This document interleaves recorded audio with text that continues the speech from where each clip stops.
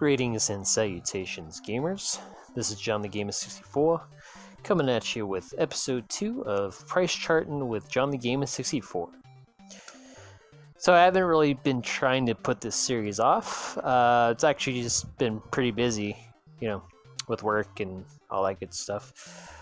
But yeah, finally back here with episode 2. So without further ado, folks, let's jump right in.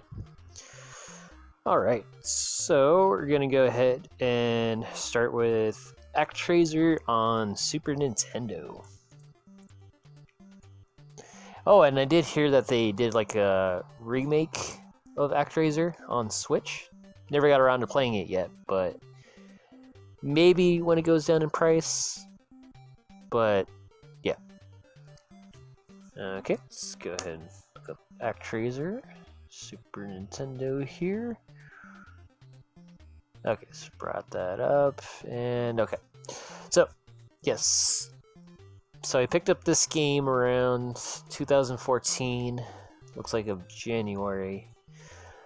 Okay, so I picked this up from Broadacre's Swap Meet, and it's definitely a treasure trove of retro gaming goodness. As some of you seen in our episodes of Game Scavengers with me and Blue Ranger Power. So this one I only picked up for a mere $3, which really wasn't a bad deal considering the condition of the game. And some of those sellers like to keep their games in the sun, so they get like sun damaged and all that good stuff. But yeah, as you can see here, the label is definitely beat up. Cartridge like super dirty. And like I guess like the back part of the cartridge is kind of chipped a little bit, but it didn't affect the game whatsoever. So as you can see here, I cleaned it up. Got the Q-tips, the rubbing alcohol, cleaned the pins and all that good stuff. Cleaned the cartridge, replaced the label, and it works like new.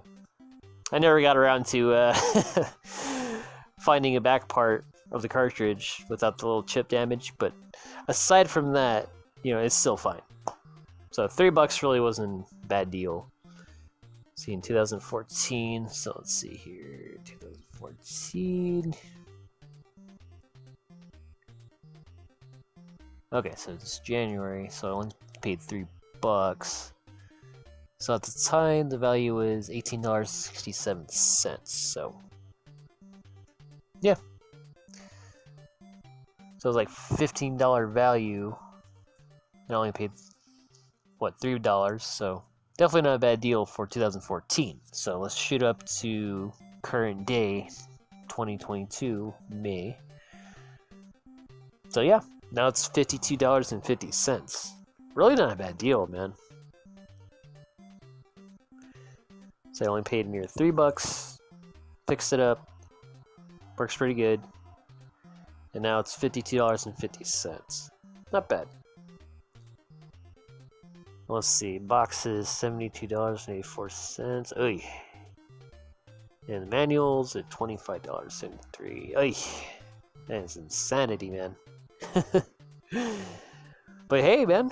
Again, not bad for $3. But seeing that how it shot up to $52.50, it's pretty cool, man.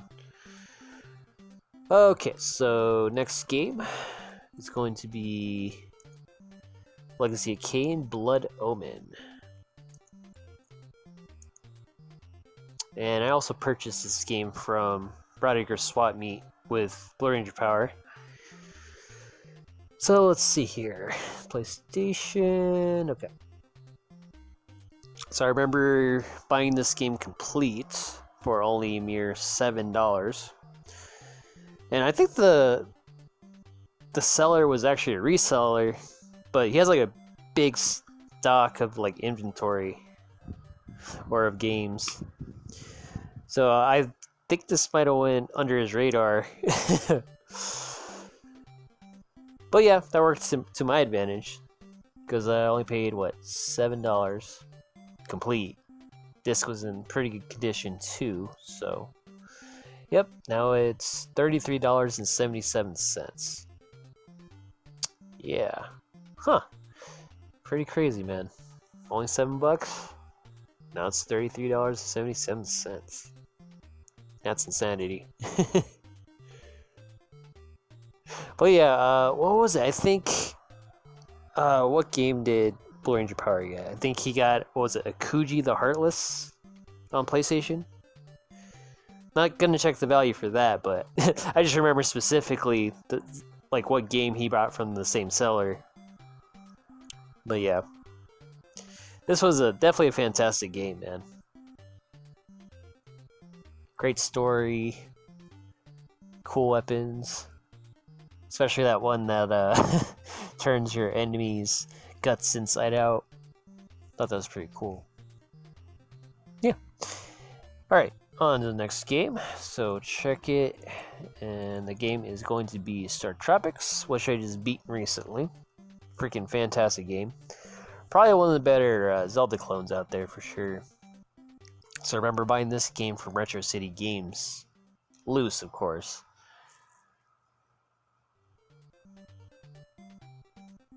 Okay, so Loose is now $13.02, and I only paid $2 for it. It's funny because I think it was like in the $2 bin too when I bought this game. Yeah, definitely not bad, man. So let's see, when did I buy it? Had to have been between 2016 and 2019 for sure.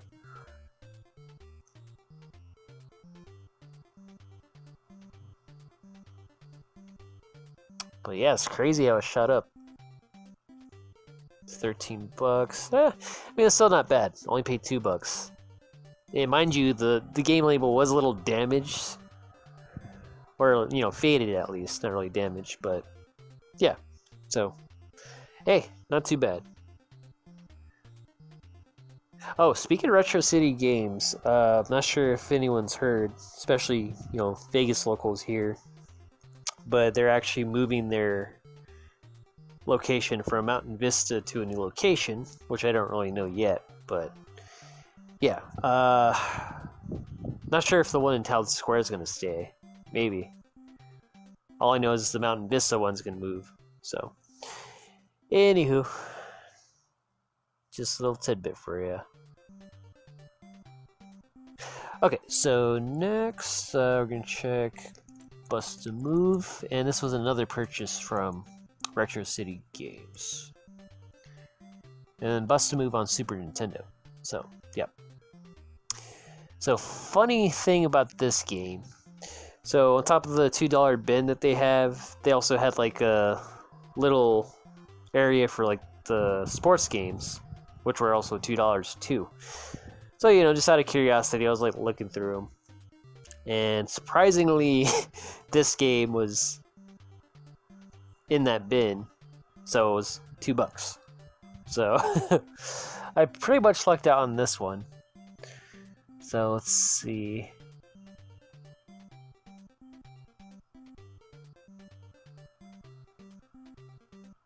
Okay, shot up pretty nicely from when I bought it, because I think it was between like maybe 2017 to 2018, I want to say. But yeah, again, the label wasn't in the best condition, so of course I printed a new label and all that good stuff. Okay, so yeah, only paid $2 for it loose, and now it is $24.01. Definitely not bad, man. It's pretty amazing, like all these games that you find for like super deal, and then you just see it shoot up in price like that. Like, it's pretty amazing. And plus, I love Bust to Move. It's probably my all-time favorite puzzle game of all time.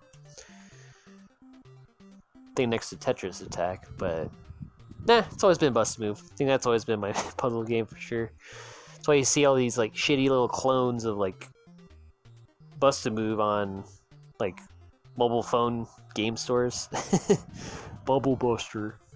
It's like, you're so original. Okay. Alright, so we're going to check out one last game here today, and that game is going to be Fatal Frame 2, on PlayStation 2. So for this game, I actually picked it up at the Goodwill by my place, and this was like a separate occasion from Game Scavengers, where me and Blue Ranger Power usually go together. So for this one, got off work one day. I was like, yeah, I just want to go to Goodwill, hang out for a bit, all that good stuff. So definitely a good day to go, because I found Fatal Frame 2 for a whopping $5.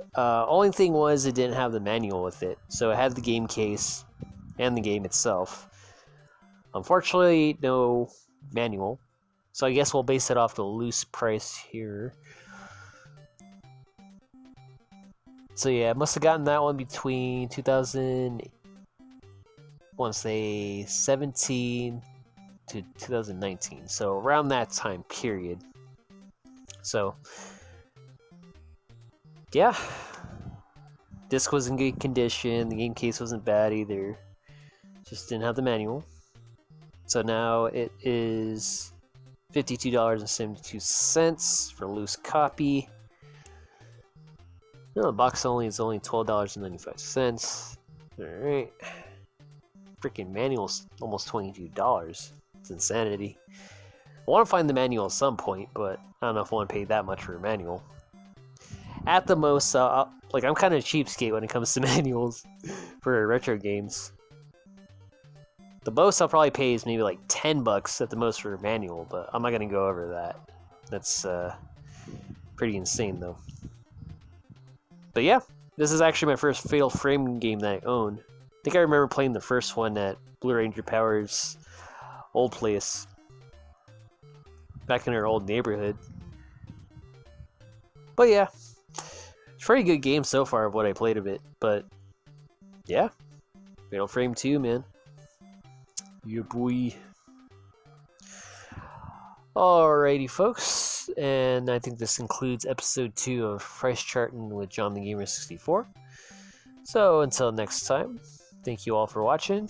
Keep on gaming, and peace. Yo, yo.